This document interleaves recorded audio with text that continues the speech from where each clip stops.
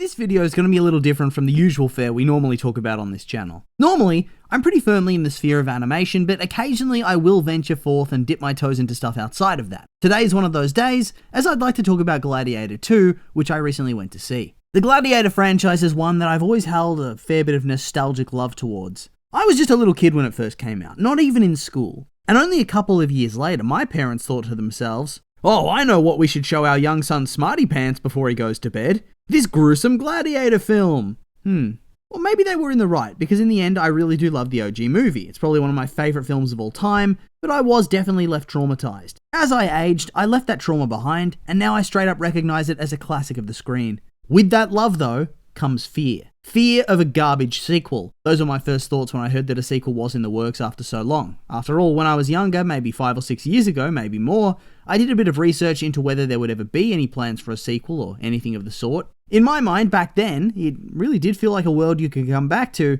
even with Maximus dying at the end of the last film. What I saw back then was not promising though. There was Lucius searching for his bio dad, and with a premise like that, it was very obvious that bio dad would be Maximus. And then there was also some stuff about Maximus coming back to life. Because I guess back in 2002 or whatever it was, the idea of the film being made without the main character seemed foolish. Thank God they did not go that route. It would have been terrible, wouldn't it? His ending was perfect, keep him dead. So I think you can perhaps understand why I was a bit apprehensive then when it was officially announced they were making this thing. If that was your first idea, how can I be sure that they're not going to think of something even more stupid? Regardless though, it wasn't enough to keep me away. Eventually the hype was too much to bear. The idea of a childhood favourite getting a sequel over 20 years later? It's enough for anybody to get swept up in the nostalgia. So yes, I went to see the film just a couple of days ago, and I have many thoughts. Was it good? Did it live up to my expectations and the hype surrounding it? Is it a worthy contender to stand next to the OG? I'll answer all of those questions today, but before we begin, I have to set up how I do the review. There are 3 main elements I judge a piece of media by: visuals, audio, and the narrative. Those are the basis of what makes any film or TV show good. Before I begin though, I will just say, I do know some reviewers do spoiler-free critiques. This will not be that. I will be inundating the video with references to specific plot points and outlines of the overall story. If you haven't seen the film and you don't want to be spoiled, click off now and go and see it. Then come back and watch the video as soon as you leave the cinema. Now we know our parameters, let's get started. The visuals, what can I say? They were genuinely amazing. I don't even think there's enough words to describe what a visual feast this was. Ridley Scott, you've done it again, and far surpassed the first. Obviously, the original is a classic, and I might even say that the way they shot the first in terms of angles and lighting might have been slightly better. It had a classic epic film look. That being said, the action, costumes, sets, all of this was extravagant. I have this visual in my mind of the beginning of the film where Marcus Acacius, played by Pedro Pascal, is sailing towards North Africa for conquest, and his armor was this vibrant red and ornately detailed. There were soldiers behind him wearing lion skins over their heads, and they looked so real, as if they were literally skinned off the lion. Alongside that, there's the detailed ships, the warfare that ensues, the visual effects of explosions and fire. Just the perfect way to start. In fact, come to think of it, before the introduction to the characters, before we meet anybody, there's also this painted animation that basically recaps the first film. That was also incredibly stunning. Overall, this film I think was far grander in scale. There was a lot more money to be spent, and you could see that on screen. There's a later scene where Lucius fights these demonic, hairless monkeys that look close enough to baboons but are far bigger. I have no idea if these are based off some sort of extinct type of ape or whatever it was, but genuinely this was the scariest part of the movie. The animation for them was very good, and it set the tone really well for the level of difficulty that Lucius was going to face if he wants to stay alive. There's the Royal Palace and Acacia's home. They're both stunning, of course, but I can't go past the scene where the Colosseum is filled with shark-infested water, and they have these 2 ships sailing ready for battle. Now initially, I was skeptical that this could ever be done, but lo and behold, a quick Google search will tell you that yes, this was done at the Colosseum. Naval battles, with ships and small islands. I mean, there's no evidence of sharks ever being used, but Ridley makes a fair point. It's not that hard of a leap,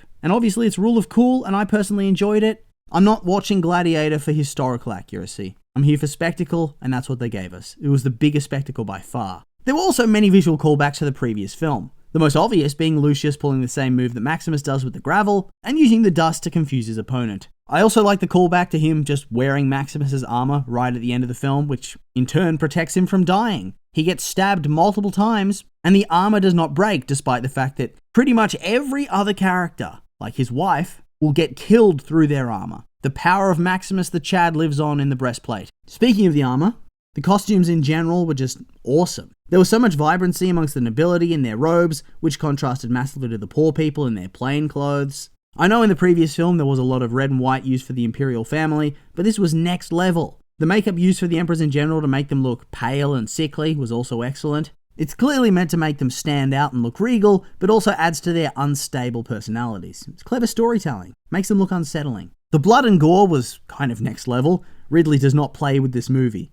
Moments that particularly stand out are the assassinations of both emperors, Joseph Quinn's character Gita getting his head chopped off and paraded around the other nobles, although I have to say that one was a little bit goofy looking. It was very obvious the head was fake, and it did not really have the actor's likeness. Then when Macrinus assassinates Emperor Caracalla, there's this awful green liquid that comes out of his ear. Ugh, disgusting. The final battle though, that's the worst, where Lucius defeats Macrinus in the river on the outskirts of the city and straight up chops off his hand and his arm's just hanging there whilst Macrinus looks on in shock. I'm not too bad when it comes to that type of thing, but honestly I felt like screaming at the screen for him to just go into the river and drown already. My God, they lingered on that shot for a long time. I've probably missed quite a lot, but my point stands that the visuals are outstanding, and in my view, are worth seeing the film alone for. The audio was also pretty good. I can't say it was as good as the visuals though for one particular reason. A lot of the music and motifs are used directly from the previous film, or incorporate parts of it into something new. Now, that doesn't mean it's bad.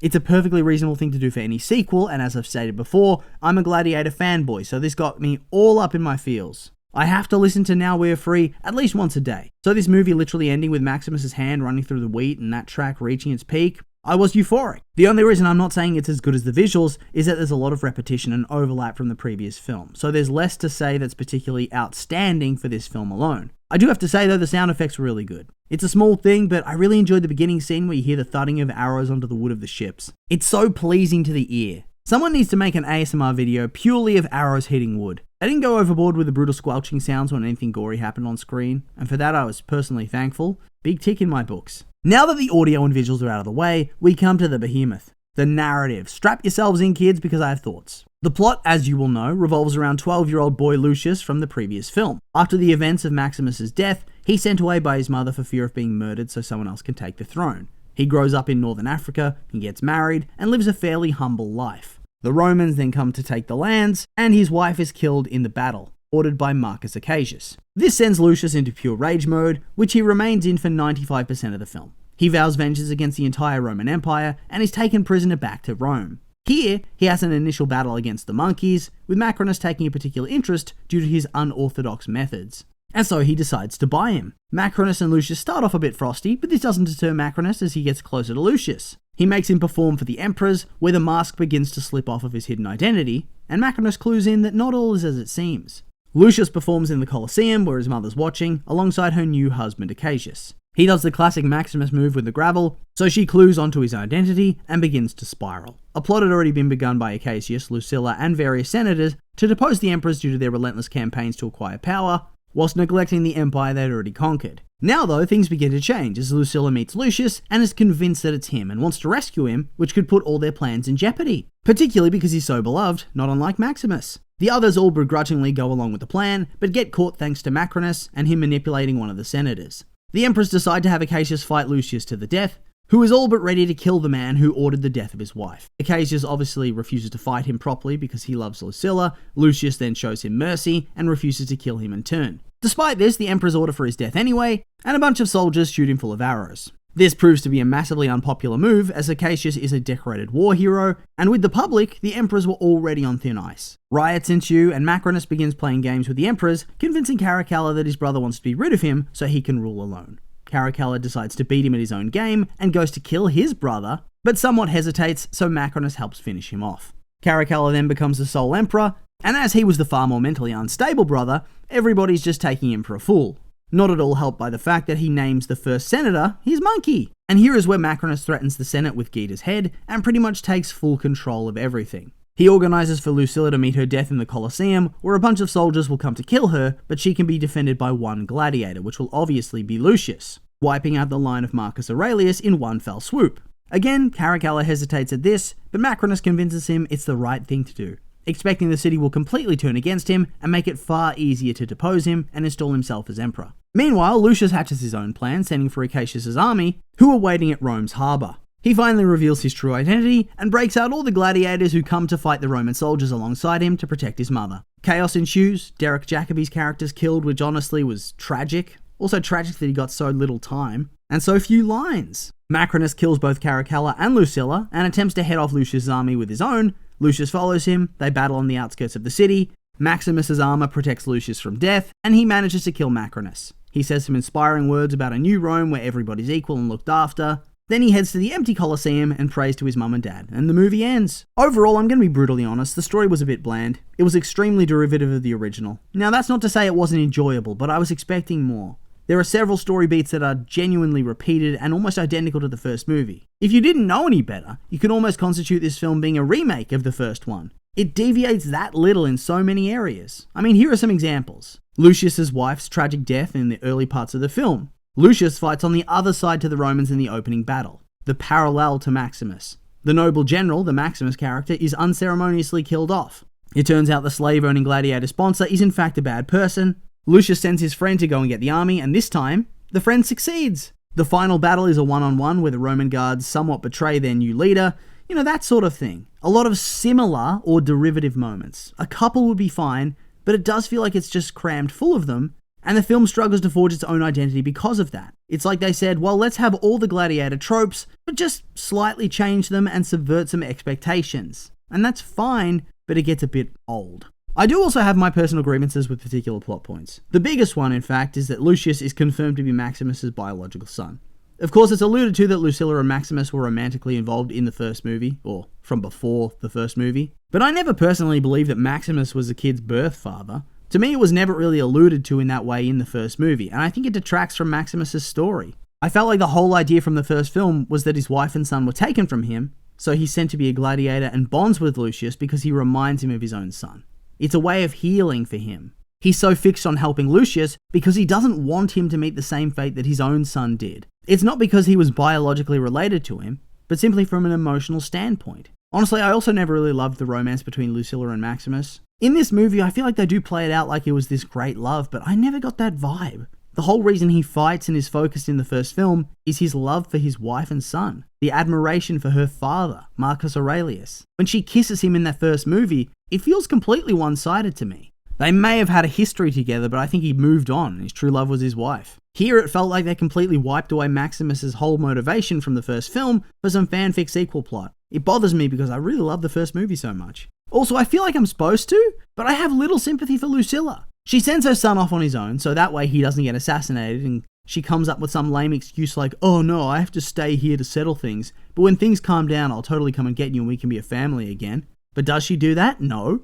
Does she even try? It's not clear, but it doesn't look like it. In fact, it takes her husband to say, hey, I'm pretty sick of these damn emperors and their campaigns and I want to do something about it. And even then she's all like, no, don't do that, it could be dangerous. While she lives in the height of luxury. Meanwhile, her son has been living in some arid desert, dirt poor and forgotten. Then, once she recognizes her son, all the guilt comes rushing back, and she gets shitty over the fact that he doesn't want anything to do with her.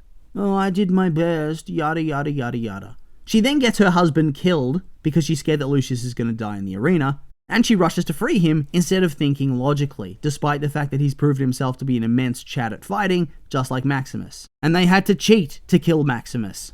Things then start to change for Lucius because he's a better person than his mother, and refuses to kill Acacius.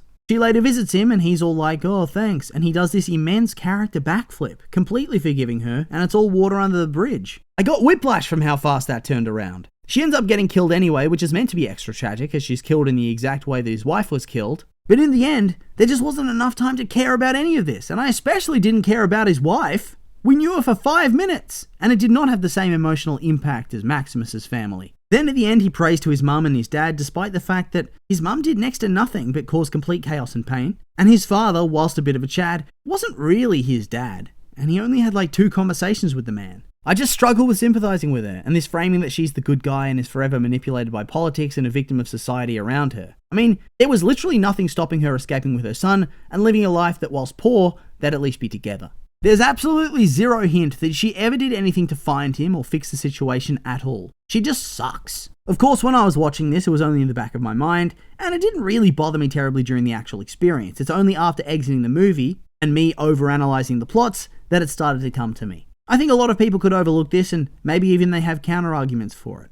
I might be being a bit harsh, I'm sure. It just doesn't sit right with me personally. It doesn't ruin the movie for me, and it's truly a great action film. I just think the overall messaging and character motivations were far more clumsily executed than in the first one. For example, Maximus. He has far more depth in his convictions and character, despite suffering a similar tragedy to Lucius.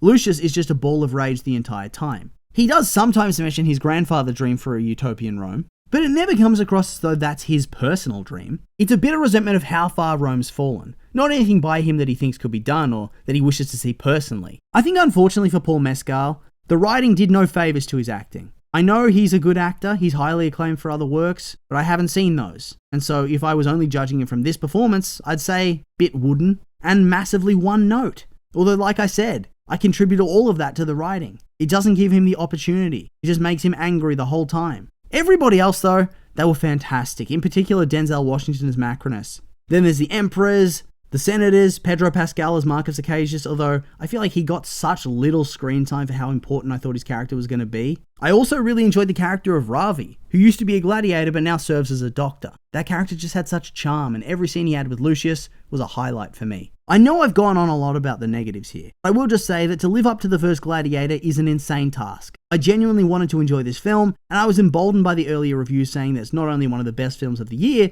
but possibly of all time. With comments like that, you're going to go into the film with high expectations, and I did enjoy it a lot despite what I've said. I thought it was really, really good, but that's due to the spectacle over substance.